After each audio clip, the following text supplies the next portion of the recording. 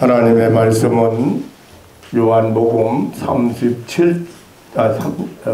9장 37절에서 41절까지 봉독해 드리겠습니다. 예수께서 가라사대 네가 그를 보았거니와 지금 너와 말하는 자가 그이니라. 가로되 주여 내가 믿나이다 하고 절을 하는지라. 예수께서 가라사대 내가 심판하러 이 세상에 왔으니 보지 못하는 자들은 보게 하고 보는 자들은 소경되게 하려 함이라 하시니, 바리새인 중에 예수와 함께 있던 자들이 이 말씀을 듣고 가로되 우리도 소경인가? 예수께서 가라사대 너희가 소경되었다면 죄가 없으려니와 본다고 하니 너희 죄가 그저 있느니라. 아멘. 41절 말씀까지 교독해 드렸습니다. 예수님께서 날 때부터 소경된 사람을 눈뜨게 해주신 일이 있습니다. 참으로 한 사람의 그야말로 한평생의 한을 풀어주셨습니다.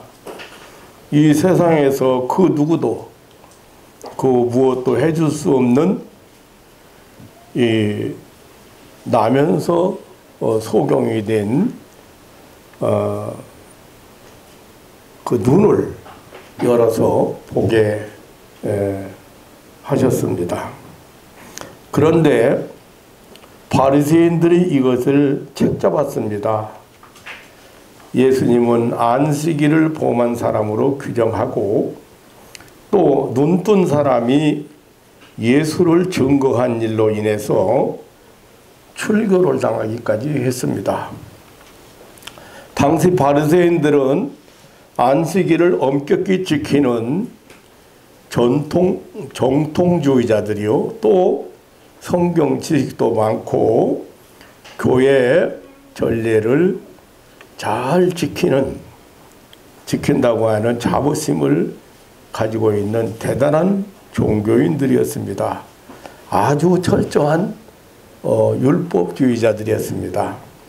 그러나 예수님은 이러한 좋은 종교적 여건을 가지고도 그 종교의 참뜻을 알지 못하는 바리새인들의 종교 생활을 소경이라고 규정을 했습니다.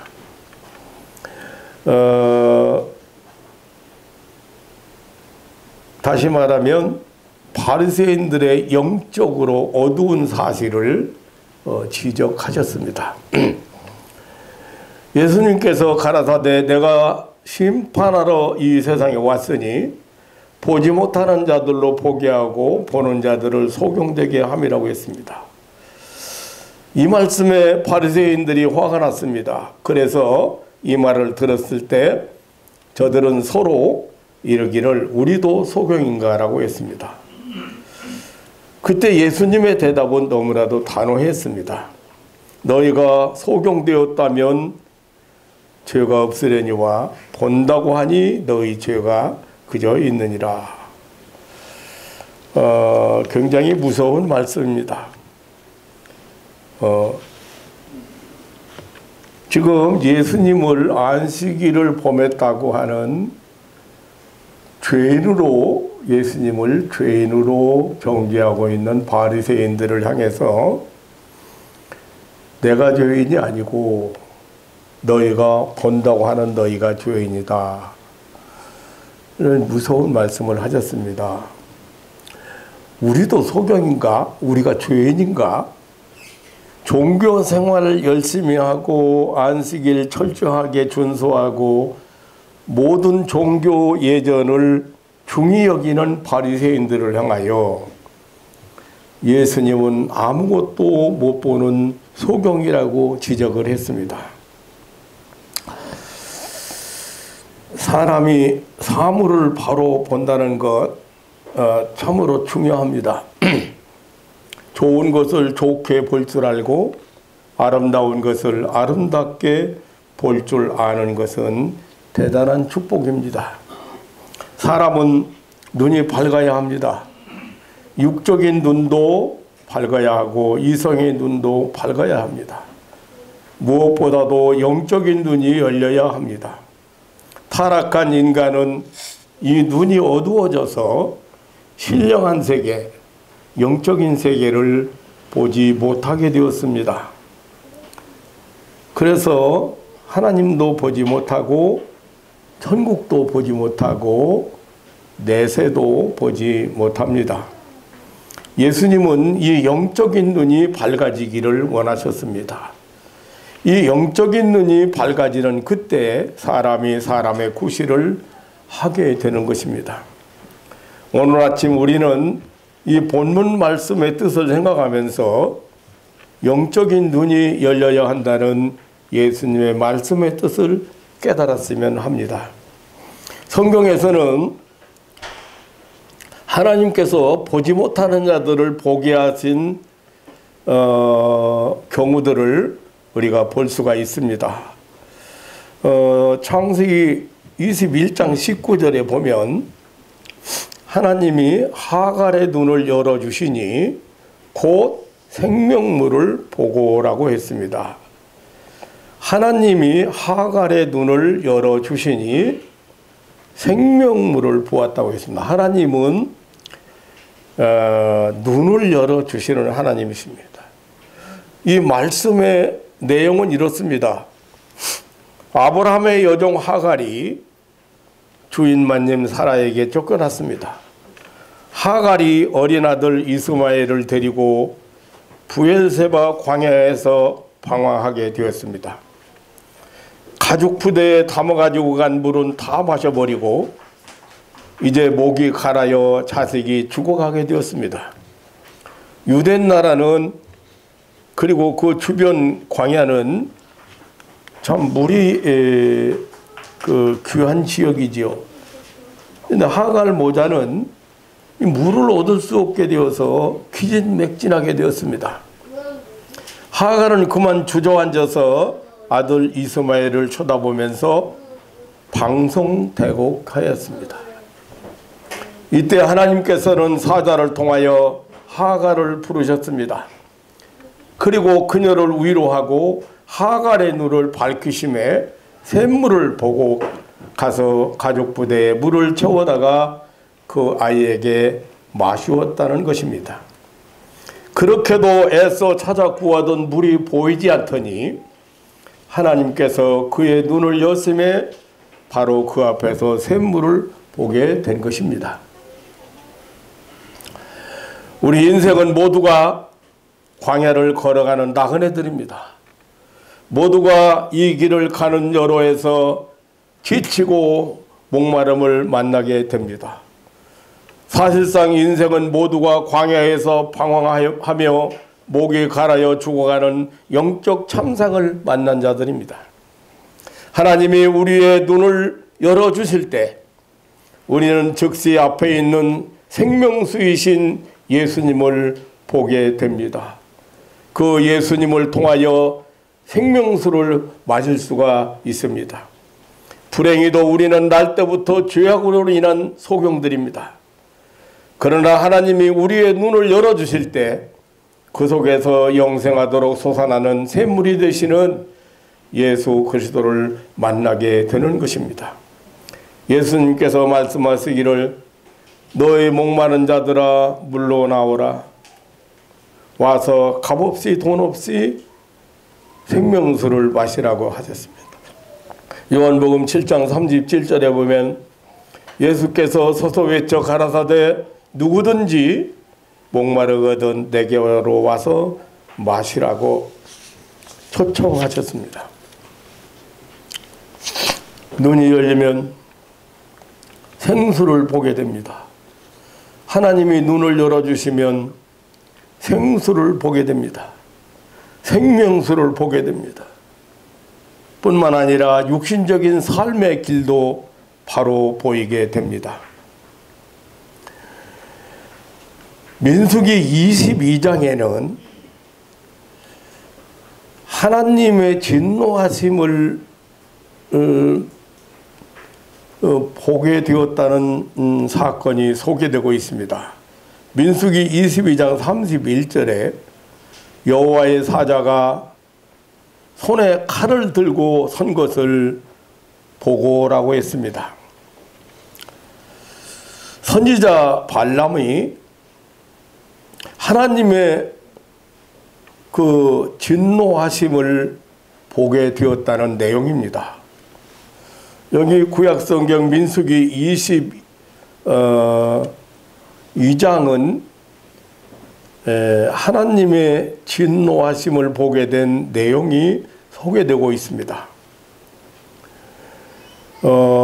모압 왕 발락이 모세가 거느린 이스라엘 백성에 대하여 위협을 느꼈습니다.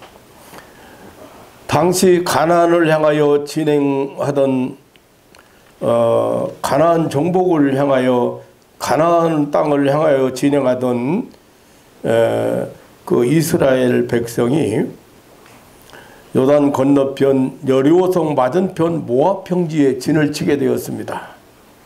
이것을 본 모압 왕 발락은 위협을 느끼고 이스라엘과 싸울 태세를 갖추었습니다. 그런데 이 소문에 의하면 이 이스라엘 백성들이 대단했습니다. 그리고 또 실제적으로 그 수가 수십만에 이르렀지 않습니까? 그러니까 굉장히 대단했습니다. 이 모압 왕 발락이 그 선지자 발람을 초청을 했습니다. 이 선지자 발람으로 하여금 이스라엘을 저주하게 해서 망하게 하려는 그런 속셈이었습니다. 선지자 발람은 모압 왕 발락이 보낸 예물과 영예를 탐하여 하나님이 허락지 않는 모압 왕의 초청에 응해서 길을 가게 되었습니다.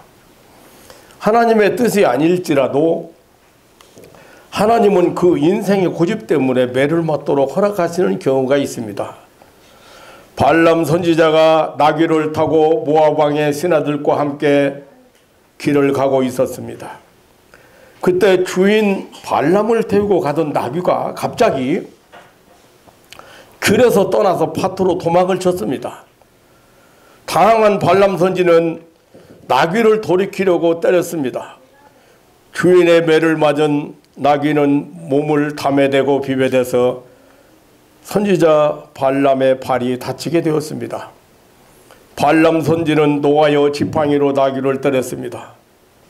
그때 하나님께서 나귀의 입을 열어서 말을 하게 했습니다. 참으로 기가 막힌 일이 벌어졌습니다.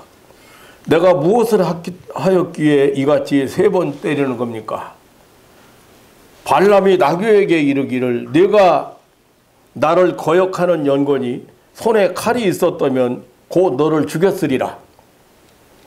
나귀가 발람에게 말하기를 나는 내가 오늘까지 내 일생에 타는 나귀가 아니냐. 내가 언제 이런 행습이 있었더냐. 발람이 대답하기를 없었느니라. 이런 대화가 오갈 때 여호와께서는 발람 선지의 눈을 밝히시매라고 했습니다. 왜 나귀가 저렇게 주인을 태우고 가다가 밭으로 도망을 했을까? 어쩌자고 담벼락에 몸을 비비면서 주인의 발목까지 상하게 했을까? 민수기 22장 23절에 나귀가 여호와의 사자가 칼을 빼어 손에 들고 길에 선 것을 보고라고 했습니다. 민수기 22장 25절에는 나귀가 여호와의 사자를 보고 몸을 담에 대고 발람 선지의 발을 그 담에 비비어 상하게 하매라고 했습니다. 27절에 나귀가 여호와의 사자를 보고 발람의 밑에 엎드리니 발람이 노하여 자기 지팡이로 나귀를 때리는지라고 했습니다. 하나님의 사자가 칼을 들고 앞을 가로막았습니다. 하나님의 사자가 그 나귀를 잡으러 온 것이 아닙니다. 하나님의 사자가 하나님의 뜻을 거스리는 발람을 잡으러 온 것입니다. 그런데 발람 선지의 눈은 어두워서 보지 못했습니다. 모압왕 발락이 보낸 이 세상적인 것이나 그 예물의 그 마음의 눈이 어두워졌습니다. 모압왕이 유혹한 세상 명예와 부귀에 심령의 눈이 멀어졌습니다. 짐승의 눈에도 보이는 하나님의 사자를 보지 못한 선지자의 눈이었습니다. 그래서 하나님은 나귀의 입을 열었습니다. 짐승의 눈만도 못한 선지자의 눈이었습니다. 하나님의 진노를 보지 못하는 선지자의 눈이었습니다. 하나님의 진노가 임하는 그 무서운 사실을 보지 못하고 소경으로 사는 사람들이 너무도 많이 있습니다. 진노의 사자가 손에 칼을 빼어들고 앞에 서 있어도 회개할 줄 모르는 소경들이 있습니다. 하나님의 사자가 칼을 들고 우상 숭배자들 앞에 서 있습니다. 하나님의 사자가 칼을 빼어들고 사기꾼들 앞에 서 있습니다. 사이비들 앞에도 그리고 거짓선들 앞에도 서 있습니다. 그런데도 여전히 보지 못하고 제 고집대로 자기 길을 강행하려고 하는 자들이 있습니다. 눈이 열려야 하나님의 진노의 사자를 봅니다. 눈이 열려야 죄악의 시대를 향한 하나님의 진노를 볼 수가 있습니다. 예수님은 눈을 가리켜서 몸의 등불이라고 했습니다. 사람에게 있는 눈이 성하면 온몸이 밝을 것이요 눈이 나쁘면 온몸이 어두울 것이라고 했습니다. 예수님께서 하신 말씀의 참된 의미는 육신적인 눈만을 이야기한 것이 아닙니다. 신령한 눈, 영적인 눈을 두고 하신 말씀입니다. 여러분들이 이제 제 설교가 들리기 시작했고 또 성경 말씀이 이해가 가고 들리기 시작을 한 사람 많습니다. 신령한 눈이 열리기 시작한 것입니다. 성경 말씀이 보이기 시작하고 신령한 귀가 열려서 하나님 말씀이 이 성경이 들리기 시작한 것입니다. 누가복음 24장에 보면 예수님께서 부활하신 후에 엠마오로 가던 제자들의 눈을 열어 성경을 깨닫게 하신 사건이 소개되고 있습니다. 누가복음 24장 44절로 45절에 또 이르시되 내가 너희와 함께 있을 때 너희에게 말한 바 곧 모세의 율법과 선지자의 글과 시편의 달을 가리켜 기록된 것이 이루어져야 하리라 한 말이 이것이라 하시고 이에 저의 마음을 열어 성경을 깨닫게 하셨다고 했습니다. 이것은 신령한 눈이 열린 사실을 말한 것입니다. 모세의 율법, 다시 말하면 모세오경이 예수님을 가리켰습니다. 모든 선지자들이 예수님을 예언했습니다.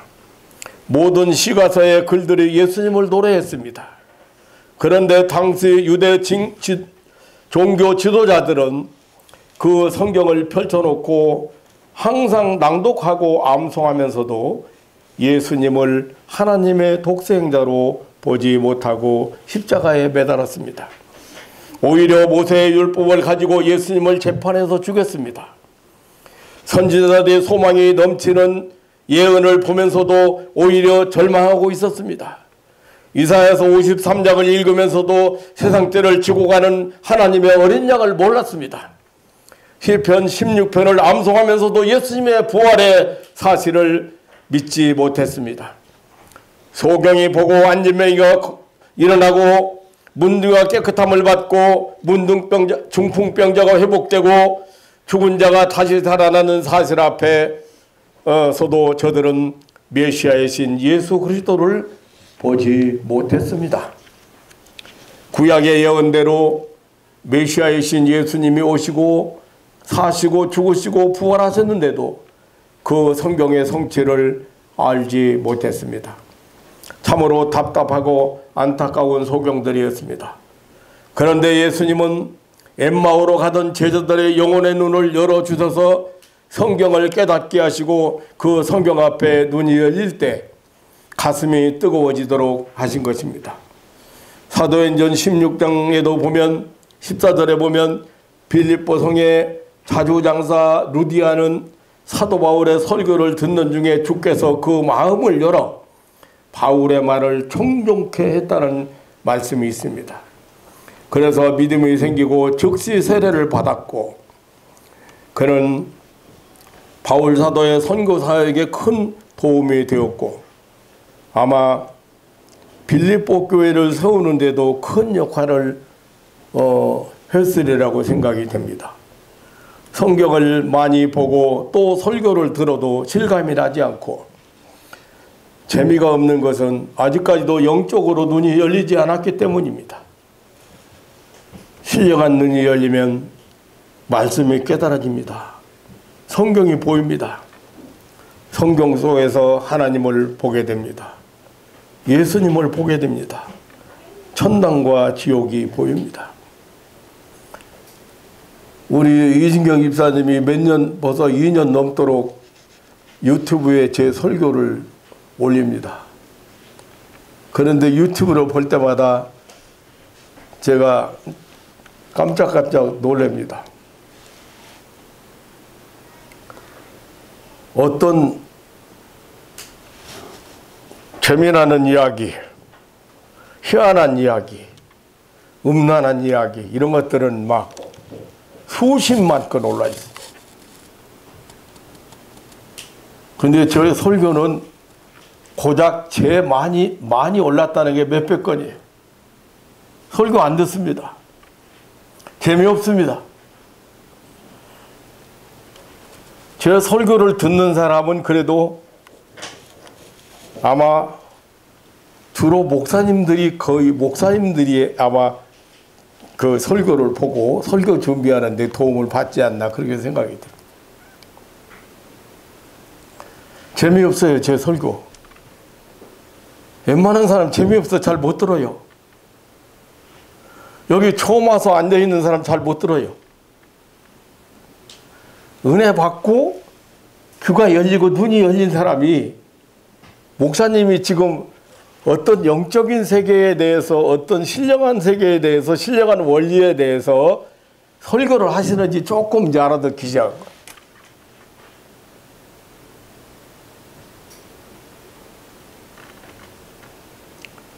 근데 왜 그렇게 유튜브에 많이 올리는가 했더니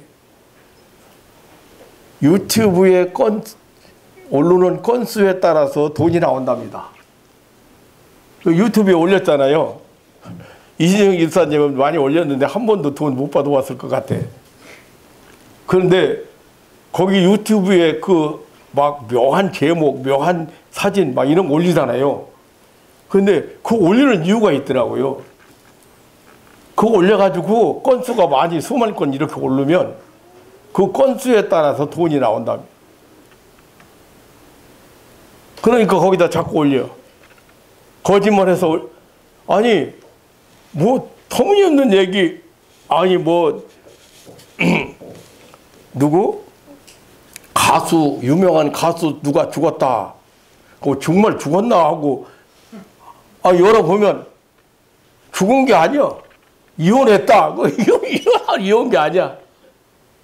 네.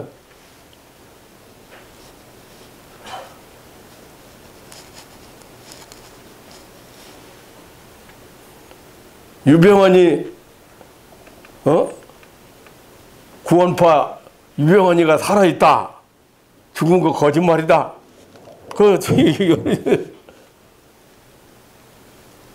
근데 그렇게 제목을 붙여가지고 그 건수가 많이 오르면 돈이 그 건수에 따라서 돈이 주어진대요.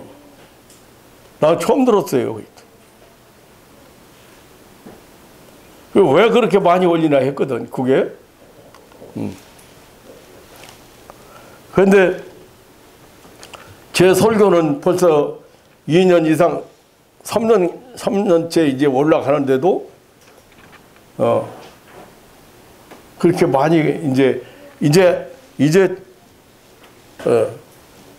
몇천 건 올라간 것도 없다. 안 봐, 사람들.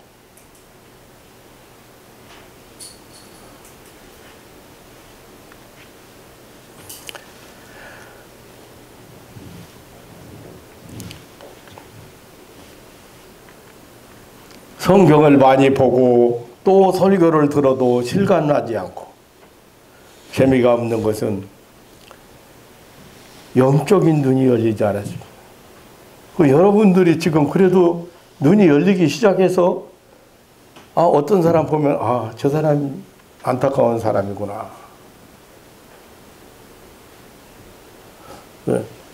조금 이런 보이기 시작했잖아요. 또 말씀이 좀 들리기 시작했잖아요. 그런데 실제적으로 말씀이 들리기 시작한 사람은 다른 설교는 또 못 들어줘. 다른 설교. 도덕 윤리 강해는 안 해도 다 알아.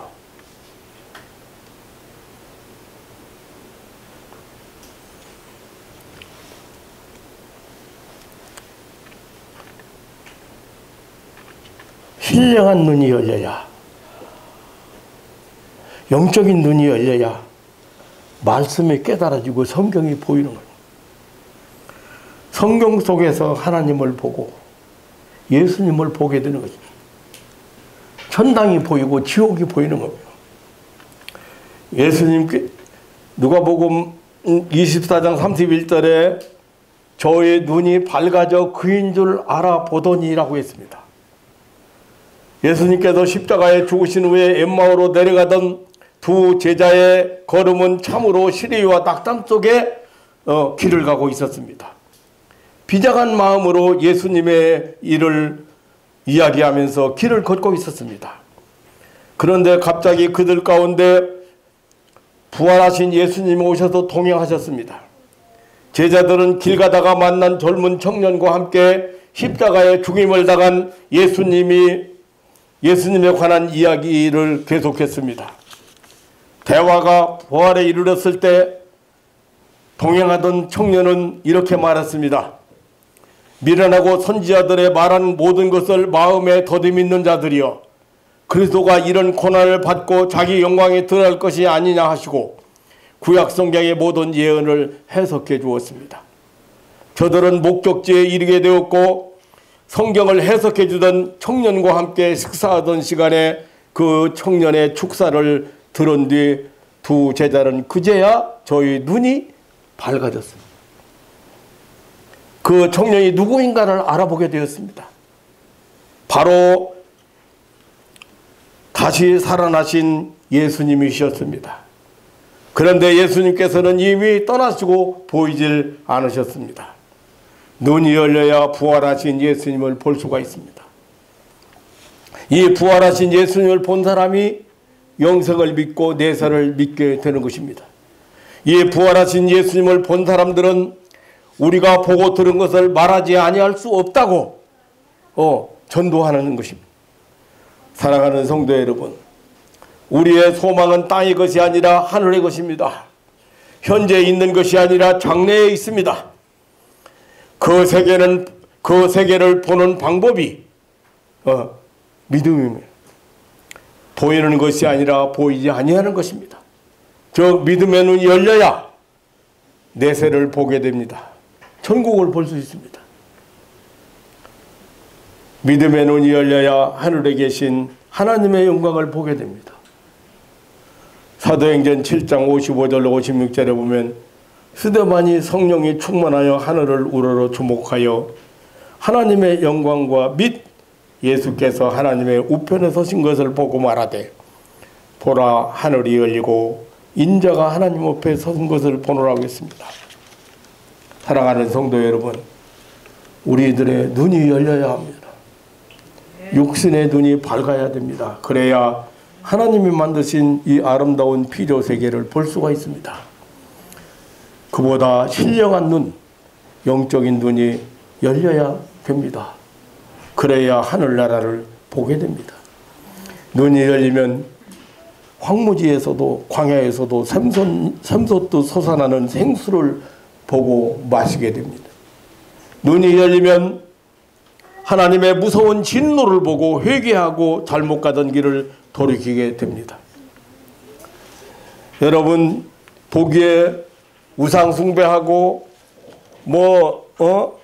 못할 짓 다 하고 살으면 잘 사는 것 같이 보이지만 여러분, 그들 앞에는 하나님의 진노의 칼을 든 천사가 서 있다는 사실을 여러분 기억하셔야 됩니다.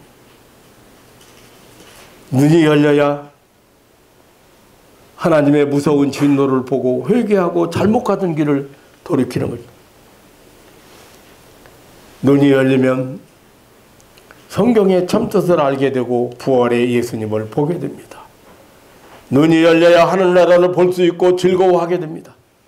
눈이 열려야 꼭 보아야 할 것을 보게 됩니다. 눈이 열린 자는 빛 속에서 걸어가게 됩니다. 복된 걸음을 걷게 됩니다. 감사와 찬송의 걸음을 걷게 됩니다. 확신에 넘치는 걸음을 걷게 되는 것입니다. 사랑하는 성도 여러분, 이 신령한 눈이 열려서 하나님의 축복의 세계를 보고 항상 감격적인 삶을 사는 저와 여러분이 되시기를 주님의 이름으로 축원합니다. 신령한 눈이 열려서 성경을 읽을 때 성경이 맛이 있고 성경의 뜻이 깨달아지고 그리고 성경을 따라서 순종할 수 있는 힘이 생기는 거예요. 눈이 열려, 신령한 눈이 열려서 신령한 세계를 보고 날마다 기뻐하고 날마다 승리하고 날마다 기뻐하고 날마다 자유함을 누리는 복 있는 성도들 되시기를 주님의 이름으로 축원합니다. 하나님 아버지, 예수님 당시에 신앙생활을 잘한다고 하는 아주 자부심을 가지고 있는 바리새인들이 예수님께서 나면서 소경된 자를 눈을 열어서 보게 했는데 안식일을 범했다고 해서 책잡고 예수님을 선전했다고 하는 것 때문에 출교까지, 눈뜬 사람은 출교까지 당했다고 합니다. 그때 예수님은 바리새인들을 향하여 그렇게 철저하게 종교의식을 잘 지키고 율법을 잘 지키는 종교인들을 향하여 소경이라고, 죄인이라고 지적을 했습니다. 하나님 아버지, 오늘 하나님을 찾고 하나님을 부르고 또 하나님을 사랑한다고 하지만 정말 눈이 닫혀버린 소경들이 많습니다. 사랑하는 가족들이 이 신령한 눈이 열리고 이 영적인 눈이 열려서 하나님 나라를 보고 소망 중에 살게 하시고 예수님을 보게 하시고 십자가에 죄사함 받은 걸 보게 하시고 영생 얻은 것을 볼 수 있는 신령한 눈이 열리도록 축복하여 주옵소서. 자비로우신 아버지 하나님, 이 아침에도 이 믿음의 식구들을 하나님이 기억하셔서 신령한 눈이 열려서 신령한 세계를 보면서 살아가게 하시고 이 땅에 사는 동안도 아름다운 것을 볼 수 있고 좋은 것을 볼 수 있고 귀한 것을 볼 수 있는 그런 눈을 가지고 살도록 축복하여 주옵소서. 주의 성령께서 이 아침에도 여기 한 사람 한 사람 마음속에 이 신령한 것을 사모할 수 있는, 이 천국을 사모할 수 있는, 내세를 사모할 수 있는 믿음으로 축복해 주시기를 원하오며 우리 구주 예수님의 이름으로 기도하옵나이다. 아멘.